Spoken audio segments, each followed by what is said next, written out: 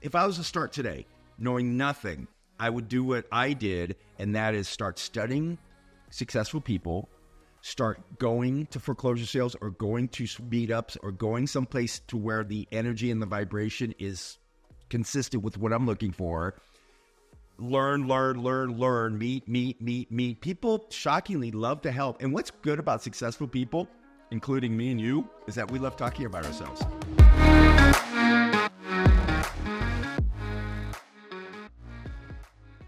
Hey guys, welcome back to the Make More podcast. I'm Matt Heslin. I'm your host. I've got a very special guest with us today, a friend of mine of 24, going on 25 years. His name is Ron Jones. He owns a company called PWNE Capital. I told you guys in the last podcast that we were going to focus on alternative investments, and that the first alternative investment we were going to focus on was real estate. And I wanted to get you guys into the home flipping business if that was possible for you, because I think that's one of the greatest ways to start learning about real estate. So with us is Ron Jones. Ron, good morning. How you doing, buddy? Matt, thanks for having me, my friend. Nice to see you. You too. Looking good for an old guy. You know, I look great. I look great. You know, I can't argue with you on that one. You got to be proud of your humility. You know what? I'm done talking about me. You talk about me for a while. I'll be happy to talk about you. There you go. Today I want to focus on your career. I want you to talk a lot about, for our listeners, about how you got started in the business. Sure. Ron owns a company called PWNE Capital. Ron's been in the business for how many? In the flipping business since 2009. So going on, 15 years? 15 years. Yeah. He's been through the cycles. You've seen the ups, you've seen the downs. I have. And you always told me the way you did it was becoming a chameleon. Yeah. Talk a little bit about the cycles you've been through. Sure. So way back when I graduated from college, I started studying self-made millionaires because I was broke. And it's like, well, I'm not going to inherit money, so let me make it on my own. And I found that the common denominator was real estate. So some of the people I would study would be like Jerry Buss, who owned the Lakers, and Donald Sterling, who owned the Clippers, and all of it was about real estate. And so I go, okay, let me do this. And so I graduated from Cal State Long Beach with a degree in economics. And that really, it prepares you to have a wide range of knowledge about things, but it doesn't specify. Like if you become an engineer, you're an engineer, an accountant, you're an accountant, but economics is just a broad range. So in hindsight, it was exactly what I should have done, which I'm happy for. But at the time, it was like, oh, I'm not a specialist. So what do I do? So I knew I wasn't going to be a real estate agent. So I started studying how to speculate real estate. And one of the components that was missing was the ability to measure the market value of real estate. And so I was on a basketball team, and on the team was a guy, he was a real estate appraiser. And I was sitting talking to him at a wedding once, and I go, what do you do? And he was explaining to me. In fact, you know him, Jody Gardner. He was Jody Gardner. You know Jody? Yeah, it's Jody. Well, we could talk about that another time. We won't go off on that tangent. We'll leave Jody out. But Matt knows Jody. He was a basketball coach at J. Sarah. And he said, I'm a real estate appraiser. And he explained to me what it was. I go, oh, my God, that's the component that I need. Right. I need to do that. So I started driving around with him, and he was teaching me. And I said, okay, this is what I want to do. So I ended up getting a job as a real estate appraiser with the sole purpose of learning how to speculate real estate. That was the goal. So you had a goal of becoming a real estate investor. Investor, correct. And because the component to become self-made was real estate in my mind. And so let me just touch on. Sure. Sequentially, you wanted to learn how to evaluate the value of the property. Yes, measure the market value. Before you got into it. Before I got into it, because that was a component missing. Yeah. So I had to learn that. I had to become an expert at that. So my goal is to become an appraiser for 2 or 3 years and then go do that.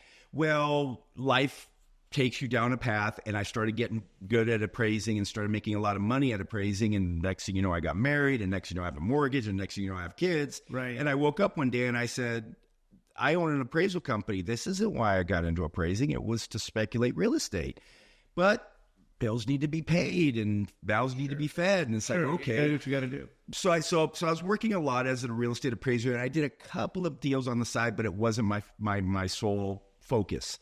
And then a great thing happened to me, and that was 2008, the fall of real estate. the economy fell because of it was So the great pulled crash down. became your friend. It became my friend because it took all my clients away. It took the industry away. If that did not happen, Matt, I would still be an appraiser today, without question. Really? Because my clients would still be ordering appraisals. I would still be reacting to the orders of the appraisers. I would still be doing that. And so we have a saying in our house that the universe doesn't do it to you, it does it for you. And so at the time, you knew me at the time. I know. In fact, you were in real estate. We both were suffering. That was tough time. It was tough, but I needed to go through that. And looking in hindsight, I thank the universe for doing that for me. And so now there is no real estate appraisal because real estate appraisals, if the listeners don't know, the reason why you get an appraisal is you use collateral. The real estate is collateral to get the loan. Well, someone has to value the collateral for the bank to make the loan. And so no banks are making loans, so no one's collateral. No one's asking for valuations. So let me ask you, how Sure. did you make the transition from being a real estate appraiser Yeah. to making your first investment? Okay, so at that point, I'm like, I got to figure this out because so what I did to survive, because now I'm making zero money and my expenses were a lot at the time. So I had all these credit lines on I had a bunch of rentals at the time, a handful of rentals, and I pulled them all out. In fact, I remember one time you and I were working out once, and I said to you, Matt, you need to tap into our credit lines because they're about ready to shut down those credit lines. And they did. And they did like a week later. A week later, I went for a HELOC and I couldn't. And they said, no, you told me that you have enough equity, they won't touch you. I go, dude, they're gonna shut down all credit lines just because of the nature. And they did. I fortunately pulled out like $450,000. I remember that. And I had it just to live on. So I lived on that. So I'm going a roundabout way to answer your question. So I pulled that money out, and that's how I was able to pay the mortgage and feed my family. But I was like, I got to figure this out. And it's like, well, you got into appraising to speculate properties. Do it. Now's the time to do it. And so So how did you do it? Right. So then I found, I learned that a guy I knew, I couldn't really call him a friend. He was a friend of a friend, Chris Shepard. He was buying properties at foreclosure sales. Okay. So I started going down. I knew the real estate appraisal industry was gone. So I started going to the foreclosure sales and I started watching and just learning and just seeing who's buying what, how they're buying it. And then I would go back to my office. I'd learn, I would see who bought what property at what price. I'd go back to my office and I would reverse engineer it. And I'd just go, okay, where are they buying it? And what do they think they're going to sell it for? And this, that, and the other thing. And I knew Chris was doing that. So I went to Chris and I said, hey, Chris, I've been learning all that. Well, I didn't say this to him. In my mind, I'm learning as much as I can on my own, but I need to get behind the curtain. I need to see what's behind the curtain. And so I said, Chris, I see you're buying properties at foreclosure auctions. How about if I give you some investment money? You need some investment money? He said, sure. So I gave him like $100,000. By giving him $100,000, he shows me where he's placing the money. He's giving me the profit and loss of the deal. I get to see what money went where, how much he spent on rehab, how long he held it, all the stuff behind the curtain that I couldn't get on my own. You were able to discern down to how much profit he was making? Yes, because of the profit and loss. Because in the profit and loss, he shows me, this is the project I invested your money. Here's the profit and loss. So I got to see all the stuff behind the curtain I couldn't see on my own. So then it's like, okay, now it's time to start, do this. Yeah, wow. Right? Wow. Yeah, so it's kind of like, okay, now we got to do it. So I've been researching this. Exactly. So I'll tell you my first deal. So it was January 2nd. I'll never forget. And I remember telling you about it, but I'll tell the story that there was this one guy at the auction. His name's Greg. And Greg was buying 80 to 90% of the properties. His company was, not him, but his company was. And I remember this. And so so you got to know that everybody at these auctions would always have phone layers. We didn't really have a Bluetooth or anything like that. We just had phone layers back here. So he's like, and so I see this property going to sale in San Juan Capistrano, which is where we're sitting right now. And it was this 1-bedroom condo. Okay, and the opening bid was $73,800. Okay, and just to your audience, don't ever buy a 1-bedroom condo. But this is my way of getting my feet wet. Yeah, okay, right. This is my way. I of remember getting my this feet story. Yeah. So I've never bought a property in my life, and so I go there with my $100,000 credit line money in my pocket. And so Greg's leaning against the wall, and again, he buys 80 to 90% of the properties. And they call it the auctioneer goes, okay, so 333 Alley Paz, unit number, blah, blah, blah. He says, okay, opening bid, 73,800. And so Greg goes, a penny. Now, when you say a penny, that means a penny over that. So that's your just opening bid. And I go, 74,000. And he looks at me, and he sizes me up, and he goes like this. He goes, like, take it. It's like, okay, yeah. I'm like, okay. Now, the exit on this property is probably 90,000, give or take. So it's like, there's not a lot of margin there, but I'm just trying to get my feet wet. Right. And so I got it, and my heart starts pounding because I'm like, oh, so I pay, and what you do is you have checks made out to yourself in different denominations, and then you co-sign them and give it to them. But now all you do is get a receipt. You get a receipt that says now you get, and then 2 weeks later you get the trustee's deed that you record with the Orange County Assessor's Office. But anyway, so now I got this condo. I don't know what to do. So I could go deep into that story. But the bottom line is I bought it on January 2nd. I sold it to a guy who was buying it for his daughter on March 2nd. So I held it for 60 days, and I made like $30,000. No, I didn't make that much. I made like $16,000. Okay, so let me ask you a question. Yeah. Did you do a full appraisal and know what it was worth? Yes. So see, back then there wasn't anything selling, but you kind of had an idea. You didn't really have good comps because nothing was selling back then, but you kind of had an okay idea. So I knew I'd probably get in the 90s. I ended up selling it for $96,000. So after rehab and everything, I think I made like, I want to say 16,000, 15,000, something like that. I want to skip to 2008 for a second. Sure. I remember you and my business was dead. Yeah. Commercial real estate was dead. And I decided to get in with you, and you and I went into business.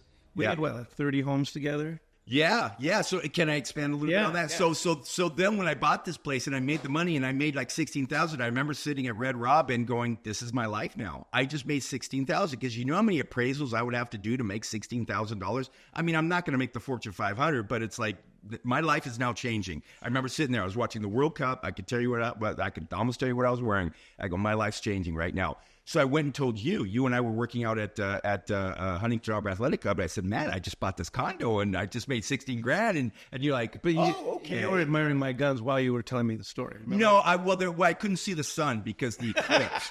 But they're admirable. Yeah, the way I don't do that again. I got to get the lights here. But anyway, so then you said because your business was non-existent as well, that you said, well, let's do it. Because now I had a level of performance that you're like, all right, well, let's do this. Right. So you and I partnered up, and I would say we did over about a year and a half, we did about 30 homes. Yeah, we did. So we made good money. Year, that was 2009, when I bought that condo.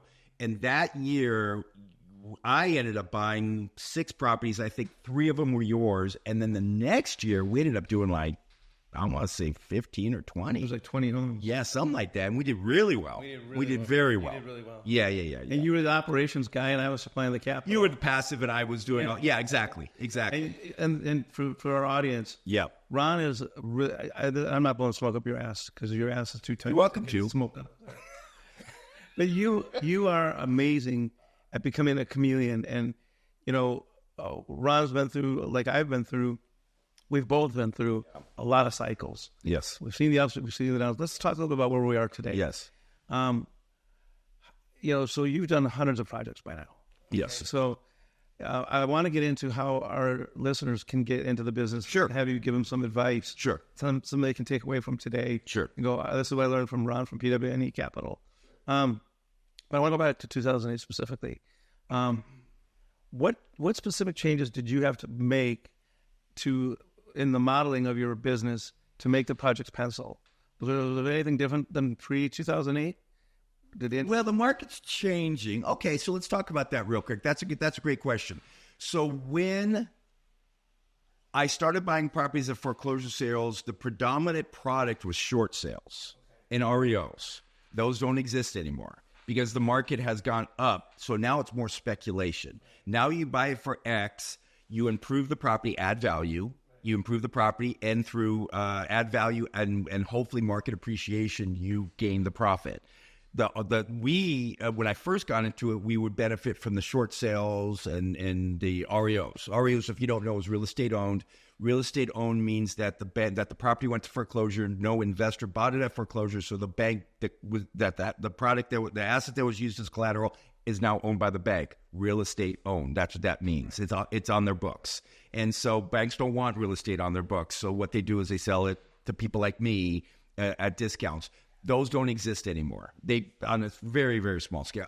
And I want to also be clear about something. If this podcast goes nationwide, I'm speaking specifically about Southern California. I don't know what's happening in Iowa or North Carolina or anything like that. Everything I'm saying is a Southern California thing. When you get in trouble now, I've been hearing. I'm doing a long-winded answer, but we'll come back to your question.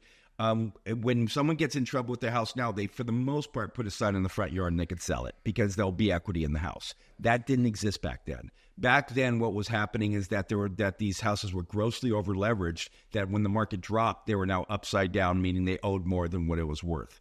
So going back to your question of the changes that I've made, it's like I compare it to like being a sailboat in the ocean.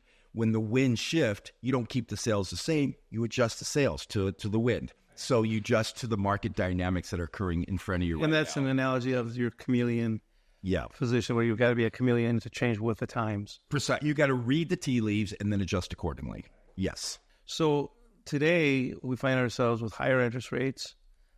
Yes. They've raised them, 19 times or something? Something like that. And so we've got higher interest rates. We've got inflation.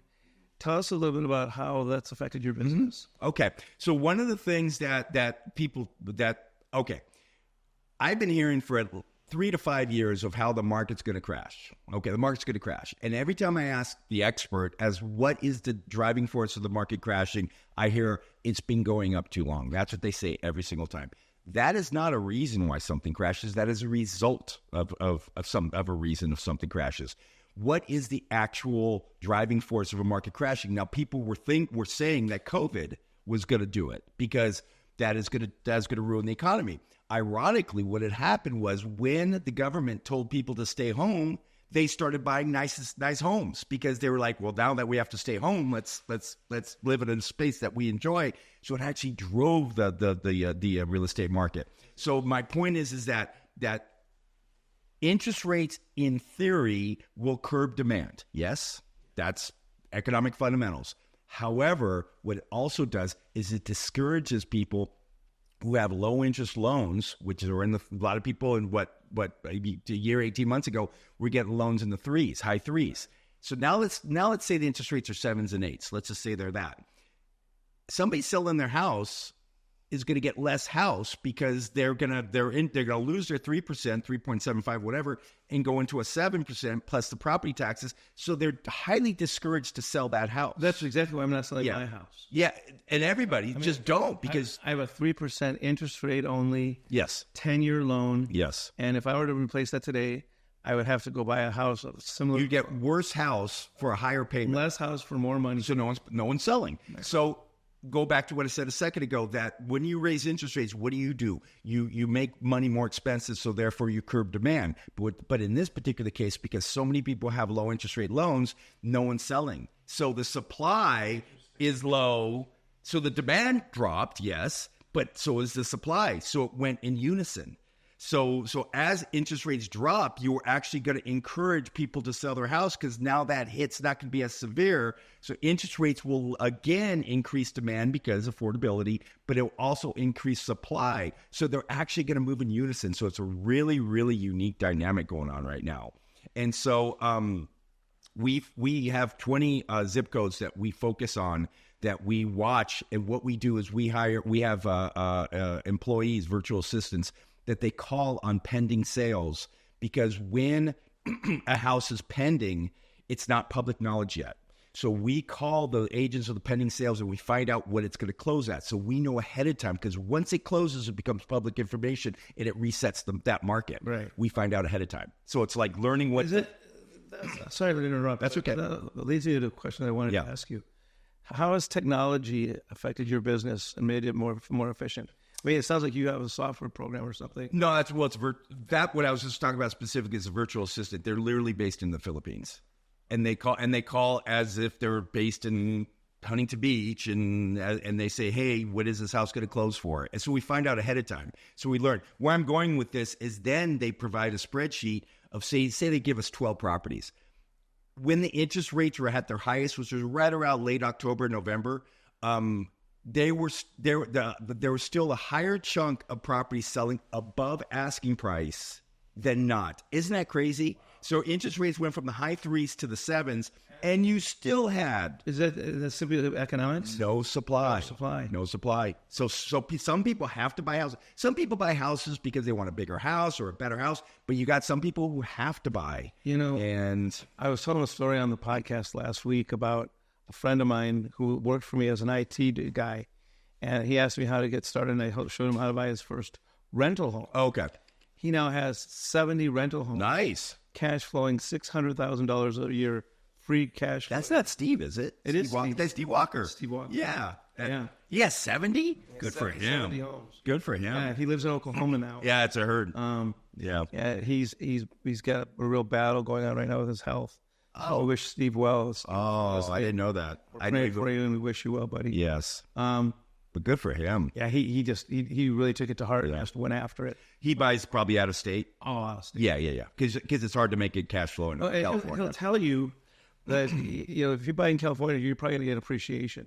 That's exactly what it is. His homes in Oklahoma, he's got like 60 of them. That's exactly. I don't know, they don't appreciate value at all. But they cash flow. But they cash flow. So there's two things: wealth and cash flow. So you have to sacrifice. So if you want wealth, California's terrific because you can buy something for $600,000, it's worth $750 in like Brittany months. did. Like Brittany did, exactly. But if you want cash flow, you're probably not going to get the appreciation, which you don't get the wealth, but you get the cash flow. So with that said, and let me touch on this real quick, we are now, my son's working for me, you know that. We are now in the process of looking to buy in Indiana because we could buy a $100,000 home that cash flows $500 a month. That's not going to move the needle that much, but if I get 50 of them, it does. So you're looking at going for rental housing again? We'll probably have it within the next month.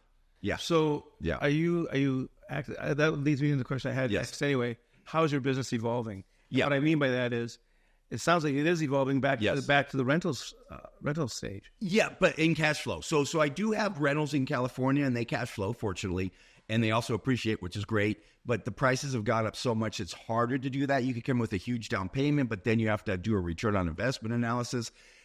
So we decided, and this is another thing, is that California and especially Los Angeles, the tenant laws are so skewed. It's insane. I could talk for hours about how insane they are. It's really interesting. I was going to talk about that on the podcast today with you, but there's so many of them. Yep. And they're so archaic. Insane. And they're insane. Yep.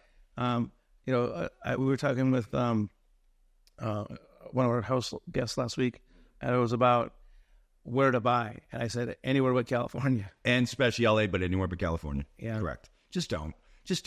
So again, so back then when I was buying my rentals, I was fortunate enough to buy them at a price that I could make them cash flow and fortunate enough to enjoy the appreciation. But to buy today, it's just, without not a huge down payment.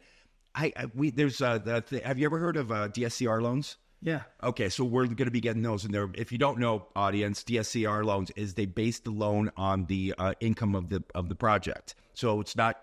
So a typical loan is based on the person. Well, true, the asset, but also the person. So it's like what's my income and what's my credit score and what's this. That's a typical conventional loan. Then you got your hard money loans, which are based on the asset, how much equity in the asset, this, that, and the other thing. DSCR loans are predominantly based on the income of the project. And so you almost see none of them in California because you can't get the ratios right. It's too hard. But in probably in Oklahoma, I don't know Oklahoma, but in Indiana, you could come in with 20%, 25% down, and your rent is making up $900 a month. And your debt service, and if you don't know what debt service is, it's principal, interest, taxes, insurance, and possibly HOA. That's your debt service is like $650. So if you have a ratio that is like over 1, you could get a DSCR loan, and another thing is that if you were to get a loan, a conventional loan, and it's sold to Fannie Mae, they limit you at 10. You could get no more than 10. DSCR loans, you get as many as you want. You get 100. And so, now we're going down that path, and I'm putting my son Ethan in charge of it, and we're starting to buy. So your question was evolving. We're still going to flip properties in California, and if one comes across my radar, that's a good rental opportunity. I'm going to take it, but I'm going to build a rental portfolio out of state. What? So tell me about what should our audience expect in the way of returns if they're doing house flipping as a general business model. So they put $100,000 in, and they sell the project for what? What kind of returns? So when you outside of California. So when you say put $100,000 in, is that in the rehab? Is that in the acquisition? Or is that in both? All costs. Okay. So obviously that's impossible. Yeah. So you're talking about opportunity costs and stuff like that. So let me see if I could answer that question, because I don't look at it through that prism. So let me think about that for a second. On an equity basis. Though. Yeah. But yeah, basically. So we have a model. We have a spreadsheet of. So I'll explain my model, and then from there we'll see if we can get the answer to the question. So I have investors that will invest 100% of the acquisition, and then they get a preferred return. Regardless of the performance of the project, they get a preferred return.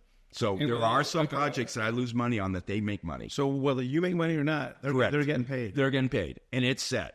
It's set in the note. The note's made. So I take title under my entity, and they put a loan against it. That's 100% of the acquisition. And in the note, they put in their preferred return. Month 1 is X, month 2 is Y, month 3 is Z, and it continues. They get paid regardless. And so I haven't had to write a check, because fortunately it hasn't come to that. But in theory, I could write a check at the end of a project, in theory. Okay, let's talk about that for a second. Sure. Tell us your worst project. What was the hardest? Unfortunately, it's one I got in Santa Monica right now. I've held it for 2 years, and with my model, if you hold the property too long, the hard money guy makes all the money, and I don't make any money. So I'm going to ask him for a write down, but it's going to be my worst project. I'm positioned to lose north of $300,000. Tell us what happened.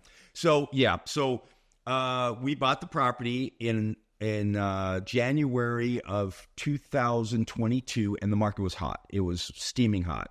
And we have the supply chain issues at that time, which we could get into, but that's neither here nor there.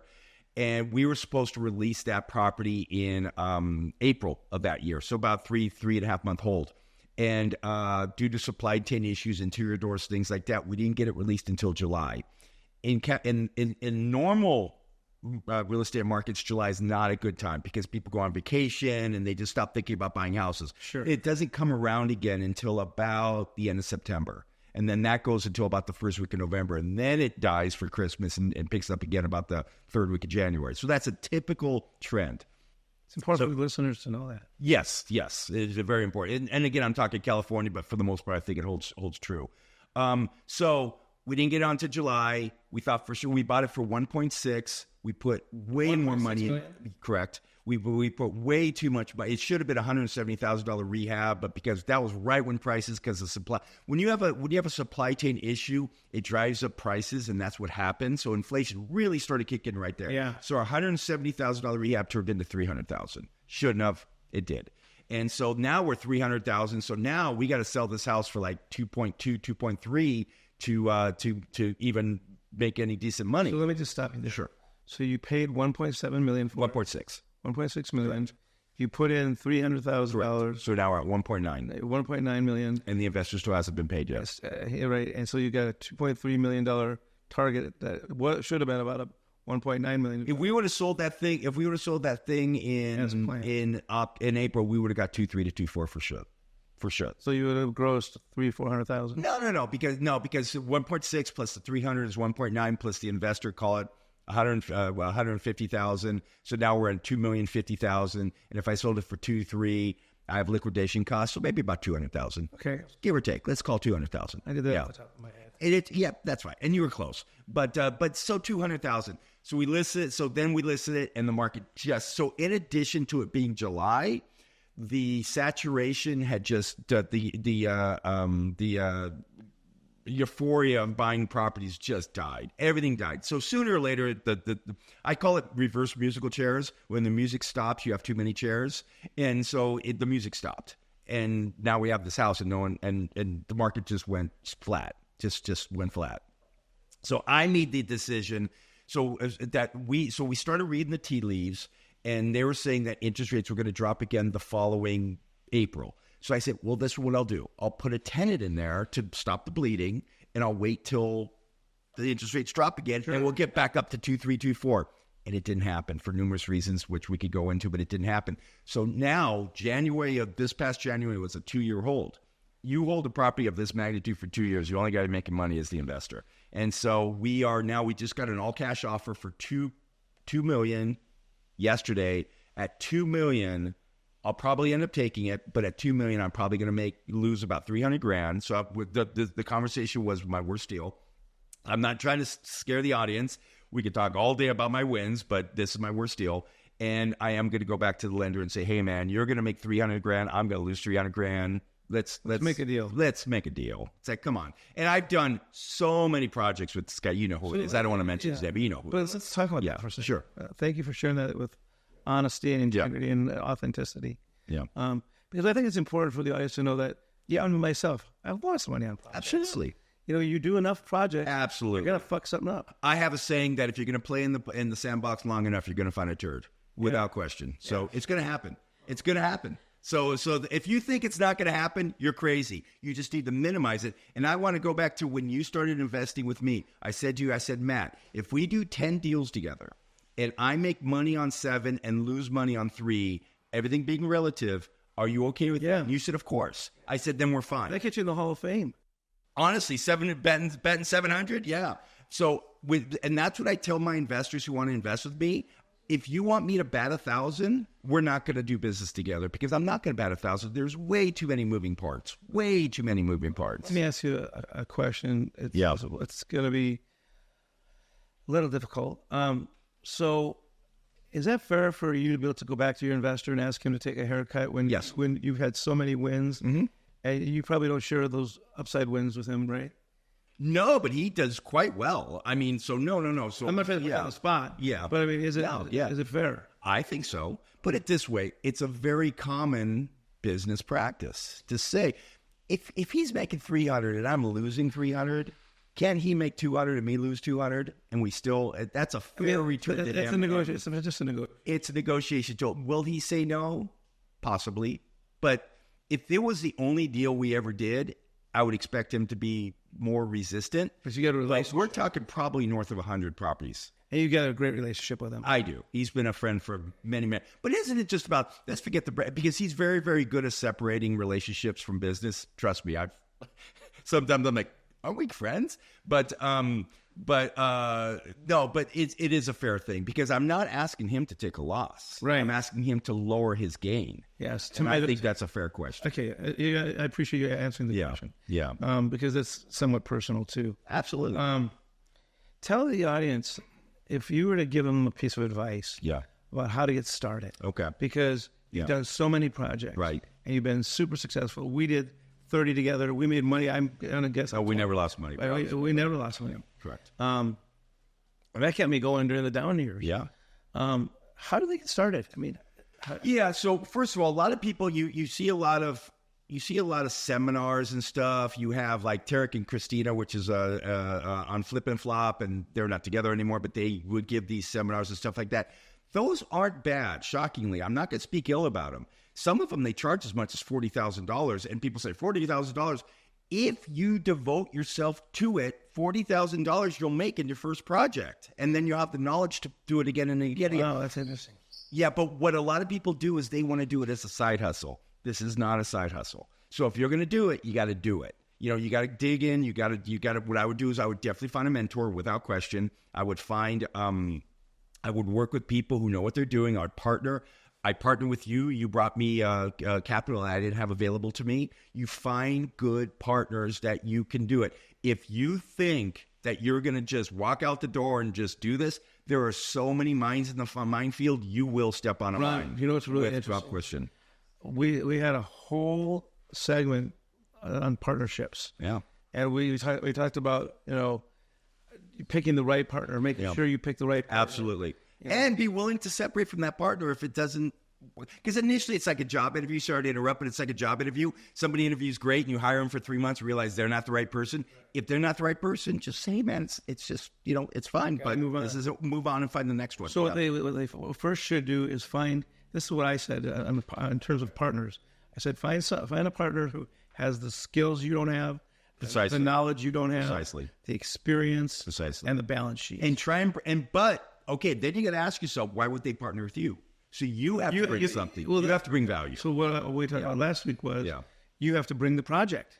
Okay, sure. So you bring a project that they wouldn't have. That's value. That's value. That's how I got started with Brad Becker. Yep. I brought a property that he would have known. We wouldn't have Precisely. And my investors, I bring it. So again, I made the comment earlier that I get 100% financing. That is very rare. Yeah. Very rare.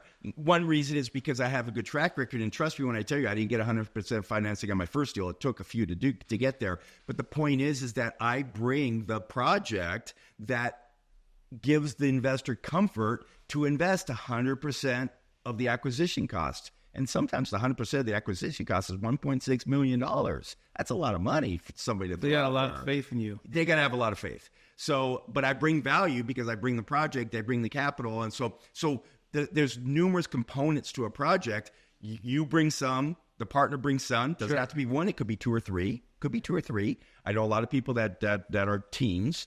And so your question was, how does someone get started? Have some kind of component. So I mentioned earlier about going to the, Tarek Christina or whatever. I'm picking on them because people know who they are, but there's a million seminars out there. Learn, devote. But if you think it's a side hustle, you're probably going to step on a mine and you're going to probably blow yourself up. So one of the things they could do is to go out and go to some of these seminars. Learn podcasts, YouTube. Just so much. I'll tell you, I'm going to promote somebody that I have no affiliation in. There's this company out there called Bigger Pockets. Highly suggest them. They are so good. They break everything down to the most simplest terms. Bigger Pockets. My son's working for me. He didn't know anything about real estate. I said, you're going to start watching Bigger Pockets YouTube videos, and he learns so much. That's a great suggestion. Very good. Thank you. Very good. So, but knowledge. So the point that you're asking me is how do you get there? Knowledge. But it's also devotion. It's also knowing that you're going to make mistakes, knowing that you have to just grow from those mistakes. Mistakes are growth opportunities, and they have to be viewed that way. And they can be expensive. They can be expensive. Yeah. So let's not do it on your first one. Yeah, exactly. And I would not recommend a $1.6 million property to start with. But like I said, my very first one was a condo in San Juan Capistrano, and my acquisition price was $74,000. Now, you can't really find that now, but, I learned so much, too. So the way I looked at it is that if I lost money, it wouldn't have been significant, and it would have been like paying tuition going to college. That would have been like, so that's the way I looked at it. Now, fortunately, I made money, but that's the way I looked at it, is that any potential loss would have been minimal, but it would have been like paying tuition because I learned so much doing that one condo. And from there, I was able to come to Matt Heslin and say, I know how to do this. Right. And Matt said, here, let's do this together. Yeah, Brad and I had made so much money in the commercial shopping center business that I had that money available. Yeah. And I think we even brought my dad in on those. We did. deals. We brought your dad in. He was great. The other thing is I'm curious about is where do you see the market? Okay, so so you're going back into the home rental business. As a component, but I'm not leaving the other business. So you're keeping the flipping business. Correct. Okay, so you're going to stay active in that. Correct. Okay, all right. So the audience could go to seminars. Yes. They could take the suggestion you just made. Yes. About the different podcasts. Yes. Getting their first deal. How does somebody get their first deal? So there's various ways to answer that. Go ahead. I was thinking about, do they specialize in an area? Could. And kind of confine their, because the world is so big. I would say that you would confine yourself to an area because what you want to do is make yourself an expert at that area. Because if you try and make yourself an expert of all areas, you'll get nowhere. You'll get nowhere. Work with real estate agents who might be a little bit accurate because you could, through Redfin, through Trulia, through some of these online services, you could find the houses, but you need having an agent being more ear to the ground might be helpful. They're going to get the listing or they're going to get the commission on the acquisition or something. So there's something in it for them. But I wouldn't do that without having any knowledge. I would definitely get the knowledge first. So if I was to start today, knowing nothing, I would do what I did, and that is start studying successful people, start going to foreclosure sales or going to meetups or going someplace to where the energy and the vibration is consistent with what I'm looking for.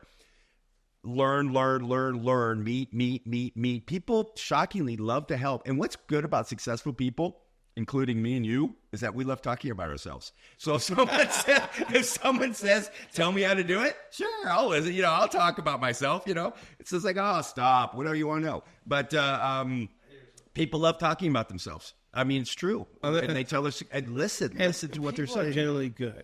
And they want to help. The successful people don't have to try to limit competition. Right. You're not afraid to come out here and share your knowledge because you're afraid, well, I may create a competitor. Correct. I mean, you go so far as to teach at a college where you teach people. Can you talk a little bit about that? Yeah. Well, that's funny you should say that. So one of the first classes I taught was at Real Estate Trainers, which is a continuing education school for real estate.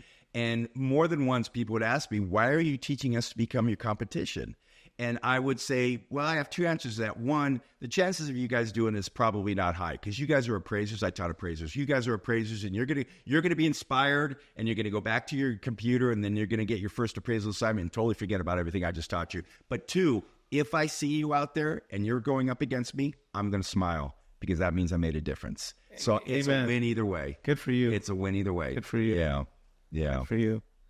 So, what about the market going forward here? Sure. The Fed keeps talking about they're going to lower interest rates 3 times this year. I think that's questionable. Yes. Where do you see the market heading? So I still think we have a supply issue, major supply issue. So as I mentioned earlier, when interest rates went up, it did deter demand, but it also deterred people from selling their house, so therefore supply. When interest rates drop, more people will be willing to release their house for sale, but you're also going to have an increase in demand. So it's going to move in unison. So there's not going to be this big oversupply regardless. Let's just say the Fed doesn't do anything with the rates, then we're going to still have an oversupply or an undersupply. Let's say the Feds do something with the rates, we're still going to have an undersupply. So it's all going to stay relative. So I'm still seeing a bullish market moving forward. And I've been saying bullish market for the last 3-4 years, and people are telling me, oh, no, it's going to crash. And I'm like, again, based on what? Oh, it's been going up too long. That's not a reason. That's a result. Based on what? And no one can tell me anything. So the point is I still see a bullish market, definitely going forward. So I wanted to focus in on something that you had said earlier. Sure. You said 2008 was a gift to you. Yes. How did COVID treat you? How was that? Yeah. So as I mentioned, what was really ironic. So let's elaborate. So at the time COVID hit, when it was about April of 2020, right in there, and I had 7 houses that I was flipping, and I told my staff, including my rentals, screw them. I already went through 2008. Do not make any more mortgage payments. Do not, until we get this figured out. I just said, I'll take a hit on my credit, whatever, but no, I'm not taking a hit like what happened in 2008 again. And ironically, all my houses sold above asking price, because when the government tells you to that you can't go out, you can't leave, people wanted a nice space to live in, a nicer house. They needed more space. And ironically, our houses were sold vacant. People did not want to walk into someone else's house who already lived there. They didn't want to be exposed to a potential COVID. So we were the belle of the ball. Our houses were fixed up, turnkey, and vacant. We were like the thing, and it was incredible.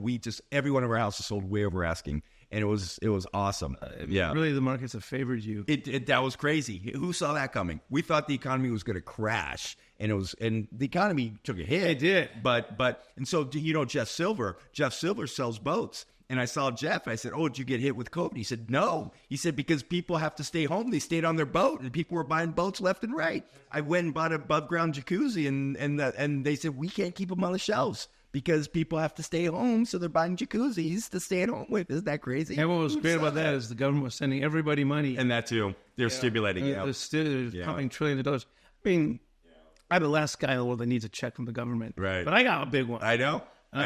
well, you're not going to turn it down. I'm not going to say no. Yeah, so which was actually the right thing to do, but we won't turn it into a political conversation here. But it was the right thing because otherwise people were in panic mode. Worst thing, consumer confidence drives every economy, and so if you could put money in people's pocket, mentally they're going to spend it, and that's what happened. So it was the right thing to do. Then it went too far, in my humble opinion, but that's a political conversation. That's absolutely right. It went too far.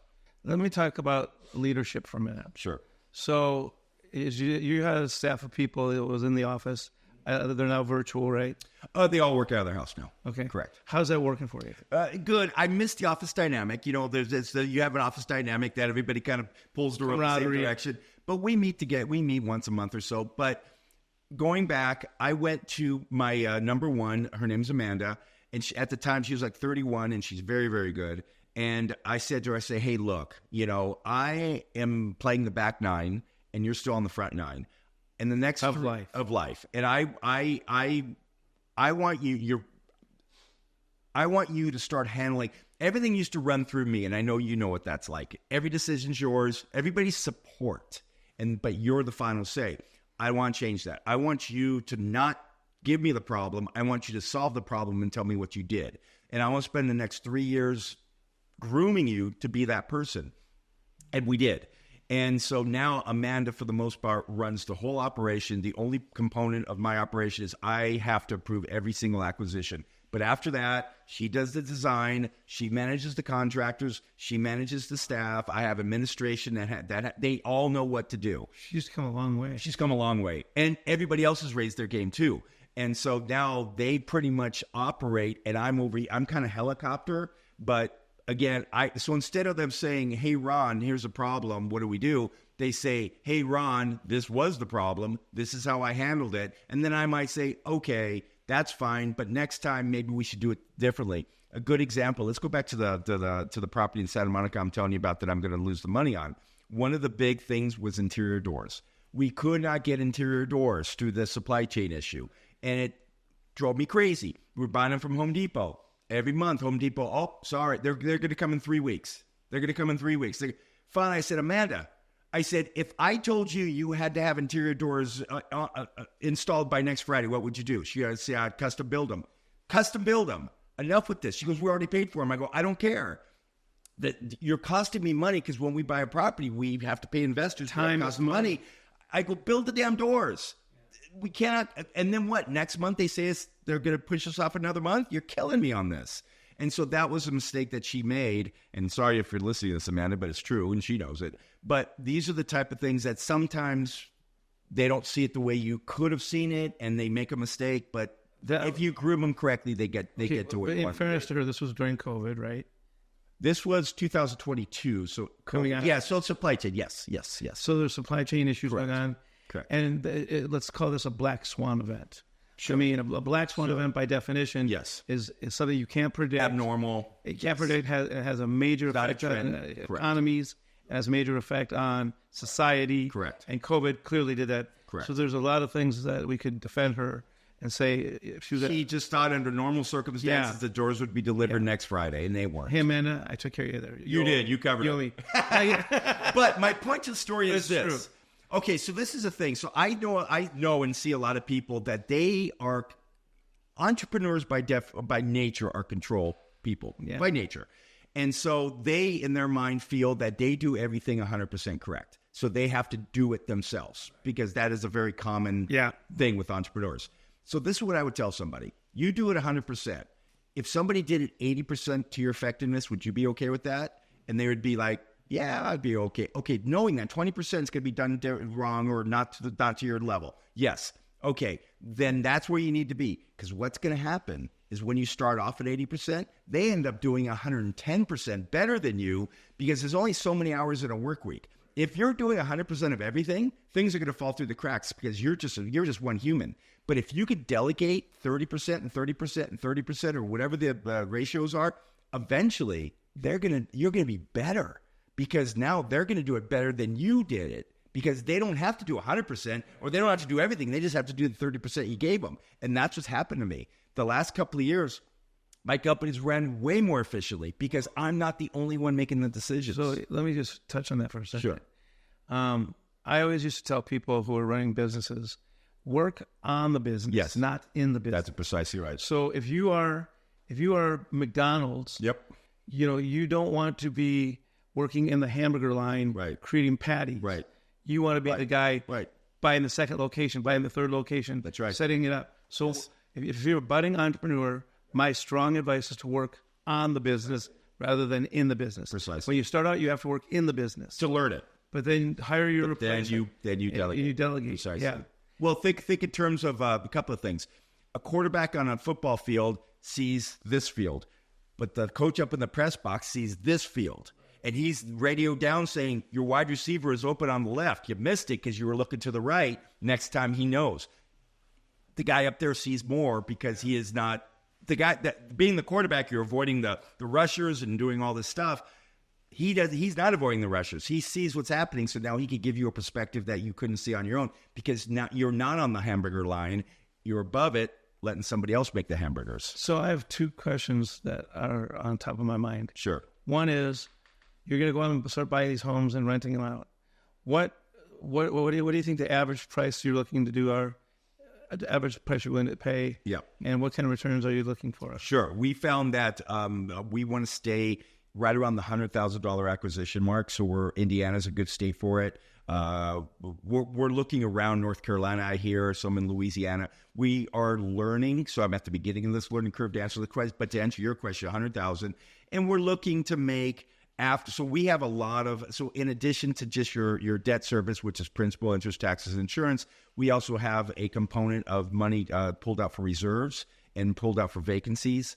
We really cover it. And then after all that, we're hoping that we get about $500 a month after all that's paid. So let's say $6,000 a year. So about a 6% return. Per house. Yeah. Correct. But again, so you're basing on $100,000 acquisition, which is true. But if I get a 65% loan to value, then my out of pocket is only 35. So now all of a sudden that ROI is much higher. But to start out, you use until you're going to cash and then find cash. So what I'm doing, to be clear, is I'm coming with an all cash offer to be more competitive to get a better price, and then after acquisition, I'm going to apply the financing. You do take out the financing after the project's done. Precisely after I acquire it. So would it be fair to say that this rental model is not conducive to your current investor being a part of it because of the cost of money? I will not have a current investor. I will be the investor. Yeah. It is possible down the line that if I get better at this, I will create maybe a REIT, which is a real estate investment trust. It's possible, but that's not where my head's at right now. Right now, I'm going to be the investor. Interesting. Yeah. So totally different topic. Sure. AI. Yes. Does AI have a future in your business? And if so, how so? So one of the things, I am a broker. And so most of the properties I sell myself. And sometimes I'll go to AI and I'll say, AI, give me a good marketing strategy for making my house more attractive than the next one. AI is phenomenal. We use GPT-4. ChatGPT-4. It's phenomenal. That's it's what phenomenal. I use. So I don't know if you know this. This is kind of interesting. So along those lines, since you asked the question, is my wife's a hypnotherapist, as you know, and she is developing a class through Udemy. Udemy is a class platform, building class, and part of Udemy will say, "Okay, we need you to do X, Y, Z." She goes to ChatGPT and says, "How do I do it?" And it explains it. And she's like, "Oh my God, this is amazing." So between AI and Udemy, she's developing a class. And then I'm going to develop a class, as I mentioned earlier, about teaching real estate agents how to think like investors. But so yes, AI, I'm at the beginning of the learning curve to answer that question more thoroughly. But yes is the answer, that it will help on some level. So you got to develop another class to help people. To help real estate agents understand investors. That's so cool. It's nice. Yeah, I'm going to do that. Yeah, it's maybe sell it. We'll see. That's really interesting. It's more about getting investors, about branding myself with real estate agents. So because this is what happens. This is what I've learned is that when someone inherits a house, we get these all the time. Somebody inherits a house in California. They live in Colorado. They don't want to deal with it. Who's the first person they call? A real estate agent. Yeah. We got this house in Altadena once, full-on hoarder's house. And it was exactly the scenario I just described. The guy inherited it. His parents passed away, whatever. He didn't want to deal with it. So he comes to a real estate agent and says, get rid of this house. We can't hold open houses. It's a hoarder's house. It's a disaster. So the real estate agent calls me because I'm on their radar. And they say, you want to come take a look at this house? And you have to deal with it. You have to deal with all the crap. And we ended up buying it and getting a good deal. Those type of houses are out there all over the place. Who's the first person somebody goes to when they need to sell a house? A local real estate agent. Sure. But they don't want to deal with it. So they go to an investor and says, you deal with it and we'll give you a great price. When I'm teaching real estate agents how to think like investors, my goal is that when that property comes across the radar, and it will, I'm the first person they think about. That's my goal. So it isn't to sell the class. It isn't to make money on the education. It's to get them thinking more of how investors think so they could, one, increase their volume. Because, again, why would you chase a one-off? Why wouldn't you work with an investor who wants 20 properties, and you could get an acquisition commission when we buy the property, and you can list the property when we sell it. You get 2 commissions per property, and you're dealing with somebody who wants multiple properties. Why would you go deal with one person who's going to buy a property and say thank you and write a Yelp review? I mean, why would you do that? That was part of the discussion last week was team up with a real estate broker who's got integrity, who you like, who you work well with, who shares your vision, who has the knowledge of the market.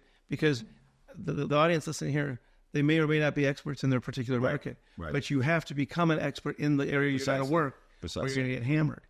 Because your competition is going to turn into those experts, and now you're going to lose. Yeah, that's true. And so I really want the listeners to understand that you got where you are because you took the time to study. And you learned from the experts. Yes. And you had a mentor. And found a mentor, yes. And you had a mentor. Correct. That's what I want the audience to know. Correct. You can do this. Absolutely. It's very lucrative if you do it right. You've made a hell of a living at it. Thank you. And you deserve the good fortune because you've put the time and the energy. Yes. As Ron said, this is not a side gig. No. If you want to go into this, you got to start learning, and you got to take your first chance at some point. But that you'll know when that time is right to buy that San Juan Capistrano condo. Yes. You look back. So so I have 2 questions left. Sure. Just ask everybody the same question. Sure. Okay. So I think it talks a lot. I know you and I like our martinis. We do. But what is your favorite beer? My favorite beer is probably Corona. My first go-to is a Corona. Corona. Yeah. Why? It's smooth. It's clean. Some beers have a little bit of bites to it, so Corona just goes down easy. I could just drink them one after another. It's just very smooth and clean. Yeah. Very interesting question. It just tells me a lot about you. Well, Corona. I already knew you were lightweight. Modelo is actually very similar, and Pacifico. Those are all very similar. So Mexican beers. I like Mexican beers. Yeah. Heineken's too skunky and, whatever. Okay, so this is called the Make More podcast. Because it's about making more of your life, yes, making more money, making more friends, making more love, which is a good thing. Tell me one thing that you'd like to make more of. You've got a lot of money, you've got a lot of success, you've got a beautiful wife, you've got great kids. Yeah. What do you want to make more of? Experience, because as I said, I'm playing the back nine. I tell people who are willing to listen that when you're in your 30s or even 40s, it's all about building empire, building this.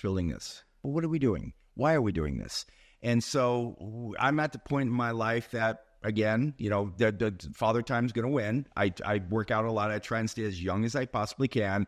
And experiences are so important to me. So to your question is experiences. I want to have experience. Wow. We went to Whistler together. That was a great trip. That was an amazing trip. We did the Kings. I want experiences. So every moment I think, what is my next adventure? As opposed to building my next empire. So building the empire, like, yes, I want to buy the houses out of state, and yes, I want to still flip properties. That's not going to go away. But again, going back to Amanda, one reason why I did that with Amanda is so I can have my experiences. And so I've been to Costa Rica 4 times. I love it. I will go as many times as someone will go with me.